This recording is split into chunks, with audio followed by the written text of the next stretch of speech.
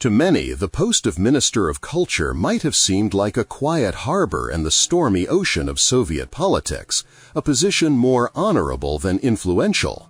However, behind the modest sign on the door of Ekaterina Furtseva's office lay power comparable to that of the heads of key industrial departments. This power did not grow out of a love of art, but out of the cold corridors of the Kremlin, where the fate of the country was decided. Furtseva's rise to the top was rapid. Having passed through the apparatus of the Moscow City Party Committee, she proved herself to be a tough and efficient leader, absolutely loyal to the party line. This loyalty was noticed and appreciated by Khrushchev. In 1957, an event unprecedented in Soviet history took place. A woman joined the Presidium of the Central Committee of the Communist Party of the Soviet Union, the highest authority in the country, which later became known again as the Politburo. For 4 years, until 1961, she was the only woman in this closed men's club, where every word was worth its weight in gold and a wrong glance could cost you your career. Imagine the office of a high-ranking official such as the Minister of Machine Building. The government phone in the reception room rings, and the secretary, his face changing, reports, "Ekaterina Alexeyevna is on the line." At that moment, the minister, who controlled giant factories and thousands of people, sat up straight in his chair. He understood perfectly well that this call was not from a colleague, but from a member of the Presidium of the Central Committee. This was the voice of a person who had direct access to the first secretary. Furtseva's request for funds to build a new theater or to organize foreign tours for the Bolshoi Theater sounded not like a request, but like a directive backed by the invisible authority of the entire party leadership. To refuse her meant risking one's own position, because at the next meeting of the Presidium, Khrushchev could casually ask why Comrade Minister was sabotaging important cultural initiatives. It was this status, and not the position of Minister of Culture as such, that made the most influential people in the state tremble before her. Her office was not just a department, but a branch of the Kremlin. When she became Minister of Culture in 1960, Furtseva brought with her the full weight and uncompromising nature of the party apparatus. She was not a subtle connoisseur of art. She was an ideological soldier, and her task was not to develop free creative thought, but to direct it into a strictly defined channel.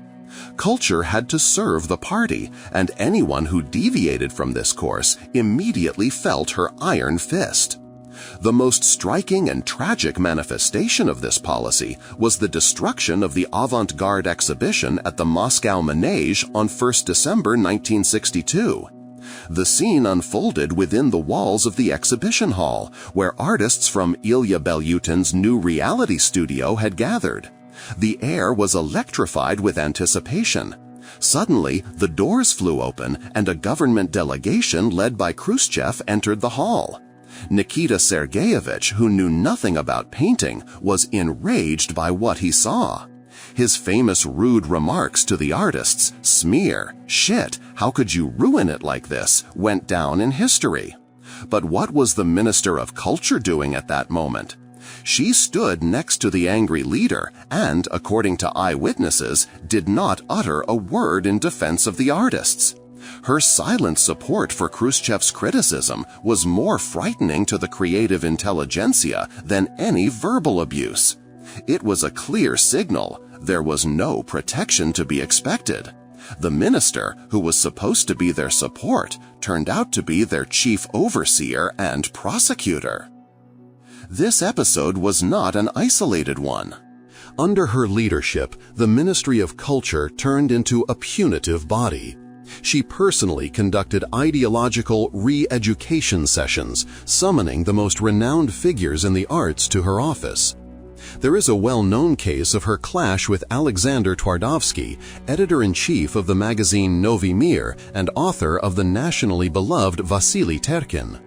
When Twardovsky brought his new poem, Terkin in the Next World, a sharp satire on Soviet bureaucracy, for approval, Furtseva subjected him to a veritable interrogation.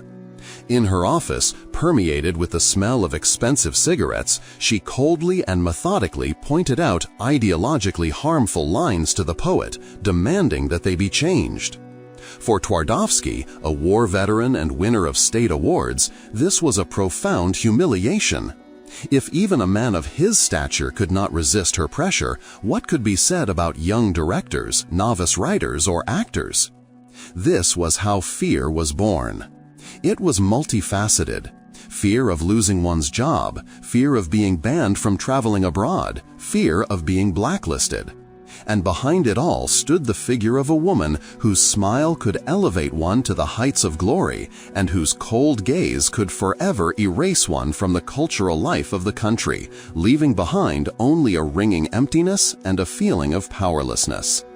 This fear was particularly palpable in the world of music and ballet, where international recognition was not just a pleasant bonus, but an integral part of the profession.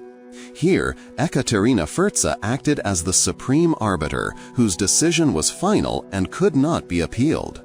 The story of Mstislav Rostropovich and Galina Vishnevskaya became a textbook example of how the system controlled by Furtseva could methodically and ruthlessly destroy world stars.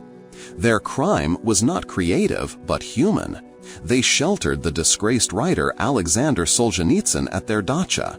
It was an act of civil courage, which in the eyes of the authorities looked like treason. The reaction was not immediate. There were no high-profile arrests or public trials. The system operated more subtly, using tactics of bureaucratic suffocation, and Furtseva was its chief conductor. First, Rostropovich's concerts within the country began to be canceled under the most absurd pretexts. The conductor is ill, the hall is being renovated, there has been a change in the program. This was followed by a ban on foreign tours. For a musician of his caliber, this was tantamount to locking a bird in a cage. Galina Vishnevskaya, prima donna of the Bolshoi Theater, suddenly found that her name was disappearing from the posters and new roles were passing her by. The Ministry of Culture, headed by Furtseva, sent out unofficial circulars to all philharmonic halls and theaters, in which it was not recommended to engage disgraced artists. It was a slow, painful execution that lasted several years.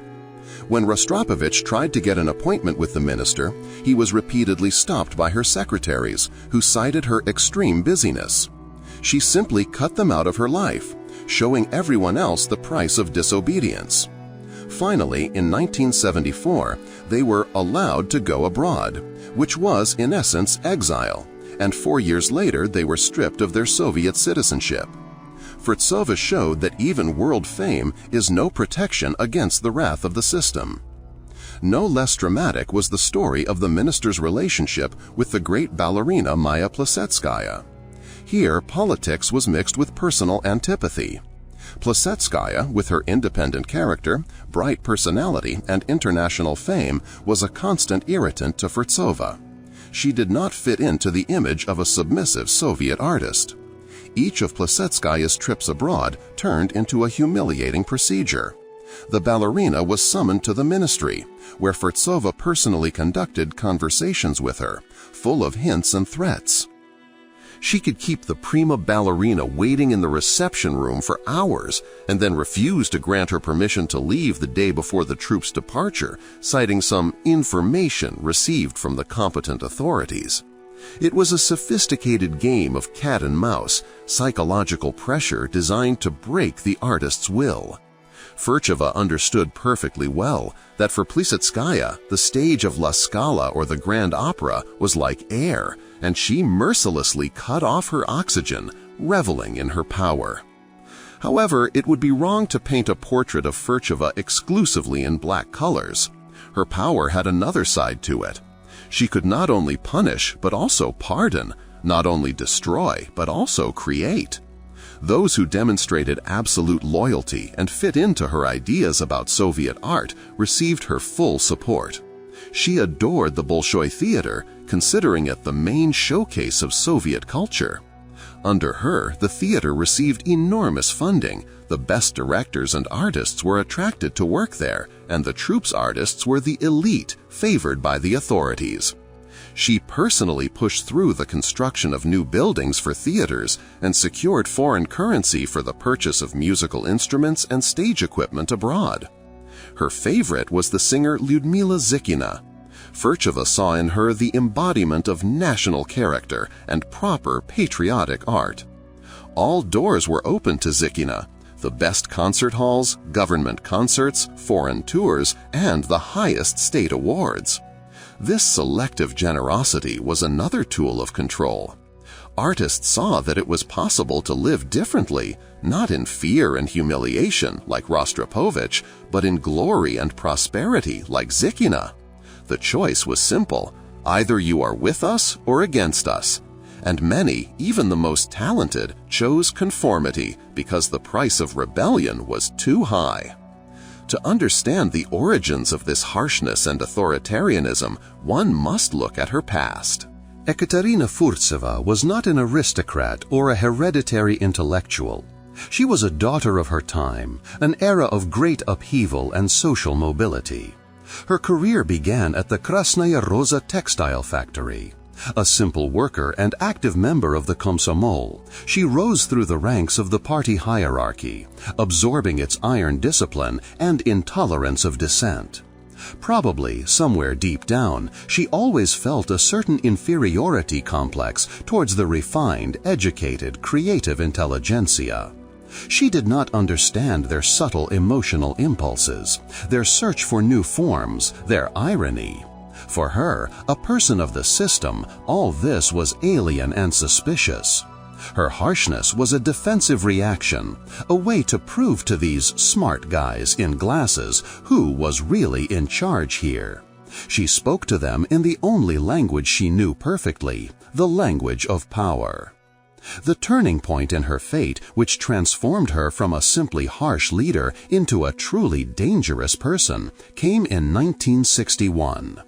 After 4 years at the political Olympus as a member of the Presidium of the Central Committee, Khrushchev suddenly removed her from the highest authority. For Furtseva, this was not just a bureaucratic setback, it was a public disaster, a personal humiliation. Rumors spread throughout Moscow that she had attempted suicide after this. There is no reliable confirmation of this, but the very fact that such rumors appeared speaks to the depth of her despair. She, the mistress of Moscow, the all-powerful Ekaterina Alexeyevna, had been deposed. And although she was left in her post as Minister of Culture, it was perceived by everyone as an honorable exile. It was after this blow that her leadership style became even more authoritarian. Now she had to constantly prove her indispensability, her loyalty to the party, and personally to the new leader, Leonid Brezhnev. She became even more suspicious, even more ruthless towards any signs of free thinking. She perceived any hint of disloyalty in the cultural sphere as a threat to her own precarious position. Her fear of losing the last thing she had left, her ministerial portfolio, was projected onto everyone who depended on her. She had to be holier than the Pope, the chief ideological guardian, so that no one in the Kremlin would doubt her usefulness. Artists and directors became hostages to her personal drama. The mechanism of her power was fine-tuned to the smallest detail and touched not only on high matters, such as repertoire policy or foreign tours. It penetrated into the very essence of the daily life of the creative elite. In the Soviet Union, material goods were not bought but distributed. And the main distributor for cultural figures was Furtseva.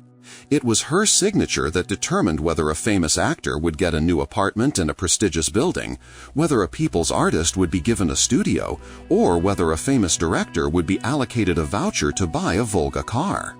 She controlled access to the system of closed distributors, polyclinics, and sanatoriums of the Central Committee. She decided who would be nominated for the Lenin or State Prize, which was not only a matter of prestige, but also a huge amount of money at the time. This system of total control created a stifling atmosphere. People feared not only outright prohibition, but also simple neglect on the part of the minister. If Ekaterina Alexeyevna stopped noticing you, did not invite you to receptions, did not mention you in her speeches, it was an alarming sign. It meant that you were falling out of favor, and tomorrow the flow of benefits could dry up. Therefore, many curried favor with her, tried to guess her mood, and gave her expensive gifts. People's artists of the USSR and winners of every conceivable award would sit for hours in her reception room, humbly awaiting an audience to resolve some mundane issue. She, fully aware of her role, could accept one and demonstratively refuse another, showing who was in charge. Not only artists feared her, but also her fellow ministers, and there were good reasons for that. Even after her removal from the Politburo, she retained enormous connections and influence in the party apparatus. She had worked with these people for decades, knew their strengths and weaknesses, their secrets. When issues related to culture were discussed at meetings of the Council of Ministers, her words still carried enormous weight. Imagine a meeting at which the budget is being discussed. The finance minister, a stern pragmatist, is trying to cut spending on culture, arguing that the country needs steel and tractors more. At that moment, Furtsa took the floor. She did not talk about money. She talked about the ideological front, about the prestige of Soviet art on the world stage, about the fact that ballet was our everything, a strategic resource just like rockets. And she might casually mention her recent conversation with Brezhnev or Suslov, who had expressed concern about the state of affairs in the theater. After such words, the finance minister usually gave in. To argue with Furtsa meant to argue with the entire ideological machine of the Central Committee, and few dared to do so. She knew how to clothe her departmental interests in the form of state tasks, and in this game she had no equal. She secured for her industry what other ministers could not even dream of, and seeing this, they both envied and feared her. Thus, the fear of Ekaterina Furtseva was a complex, multi-layered phenomenon. It was fueled by her real political power, her harsh character, exacerbated by personal tragedy, and her perfected system of total control over all aspects of the creative intelligentsia's life. She was not just an official, she was a product and symbol of her era, a time when the fate of a genius could depend on the mood of one woman in a high-ranking office filled with the smoke of expensive cigarettes and power. Her reception office on Kuibyshev Street was itself an instrument of power, a kind of purgatory where willpower was broken and patience was tested. The waiting procedure was elevated to the level of psychological torture. Famous directors and actors whose names were known throughout the country could sit on hard chairs for 3 or 4 hours watching little-known officials from the ministry pass by them into the office without waiting in line. It was a demonstration of hierarchy. Your talent and the love of the people meant nothing here within these walls. The only real value was proximity to her, to the source of power. When a visitor was finally invited in, Furtseva would greet them with a disarming smile, offer them tea, and ask about their family. This abrupt change from cold disdain to ostentatious cordiality threw people off balance, making them feel indebted and grateful for the mere fact of being treated like human beings. And at that moment, when the supplicant relaxed, she struck. In a cold, metallic tone, she laid out her demands, prohibitions, or conditions. The person who had just tasted her mercy was no longer capable of resistance. A key element of the fear she instilled was awareness. Artists, especially those who often traveled abroad, lived with the constant feeling that Furtseva knew everything about them. And this was not paranoia. As a member of the Central Committee and a minister, she had direct access to the reports of the State Security Committee. Reports on the behavior of Soviet delegations abroad landed on her desk. Who met with whom, what was said in private conversations, whether they allowed themselves too much in shops or restaurants. According to rumors that circulated actively in creative circles, she kept a thick file on every significant cultural figure in her safe. Therefore, being summoned to the ministry for a chat was perceived as an exam where you knew neither the questions nor the correct answers. She could start the conversation with an innocent question. "How did you like Paris, Ivan Ivanovich?" and then, looking her interlocutor straight in the eye, add, "They say you spent too much time there in the company of an émigré journalist." After such a phrase, a person would feel a chill inside because they understood that this was not just a question but a warning, and the next exit permit now depended entirely on their loyalty and compliance. Her methods were particularly evident in her long-standing struggle with Andrei Tarkovsky's cinema. His film Andrei Rublev became a personal challenge for her. She did not understand or accept its complex metaphorical language, seeing in it only obscurantism and a distortion of history. The film was completed in 1966 but was not released. Endless consultations and revisions began. Furtseva demanded that entire scenes that she considered too violent or ideologically questionable be cut. Tarkovsky resisted, but the forces were unequal. In the end, the film was shown at the Cannes Film Festival in 1969, where it won the FIPRIS Prize, but this happened almost by contraband, against the will of the ministry. The film was only released in the Soviet Union in 1971, in a cut version and with a limited run. This story clearly demonstrated her principle. Even international recognition is not an argument if the work does not correspond to her personal ideas about proper art. She could keep a masterpiece on the shelf for years, slowly wearing down its creator until he either gave up or found himself in complete isolation. No less revealing was her tactic towards the Taganka Theater and its leader, Yuri Lyubimov. She understood perfectly well that Taganka was a powder keg, a center of attraction for free-thinking intellectuals. Closing it immediately would have been too scandalous.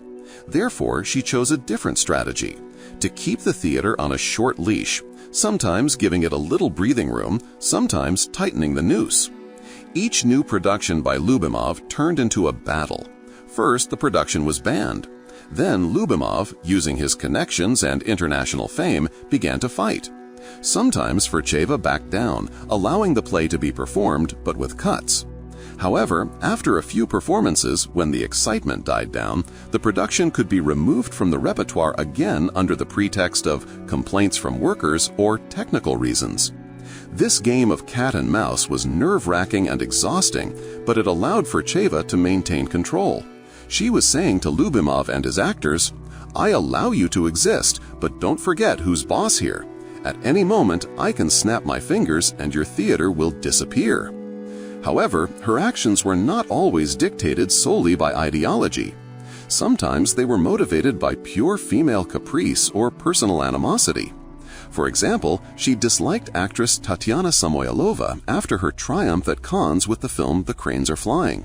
World fame, attention from the Western press, luxurious outfits, all this, in Furtseva's opinion, was untimely and harmful for a Soviet actress. She did not give Samoylova permission to shoot in Hollywood projects where she was actively invited, effectively destroying her international career. This decision was motivated by everything from party caution to, perhaps, basic female jealousy of another woman's beauty and success. She could not forgive the fact that someone other than herself could be the center of attention on the international stage. However, her power was not only manifested in prohibitions. Sometimes she would do something that went against the general line, demonstrating that the rules applied to everyone except her. When Oleg Efremov was going through a severe crisis with the Sovremennik Theater, which was crammed into unsuitable premises and had been knocking on officials' doors for years without success, it was Furtseva who ultimately resolved the issue. After another humiliating refusal by the Moscow City Council, Efremov, in desperation, broke through to her reception. After listening to his emotional story, she, contrary to all bureaucratic norms, picked up the phone and called the chairman of the Moscow City Executive Committee, Promislov, directly. The conversation was short and harsh. She did not ask, she demanded, and within a few days, the issue of a new building for Sovremennik on Chistoprudny Boulevard was resolved. This act was not so much a manifestation of love for the theater as a demonstration of her own power. She showed everyone that her will was above any plans, estimates, and agreements. But this very mercy made her even more unpredictable and frightening because no one knew which way the pendulum of her mood would swing next. Her personal style was another weapon. Against the backdrop of the gray, baggy suits of most Soviet officials, she looked like a Western movie star. Perfectly styled hair, flawless makeup, expensive tailor-made suits, which the people called Chanel. This image was carefully thought out. It emphasized her special status, her exclusivity.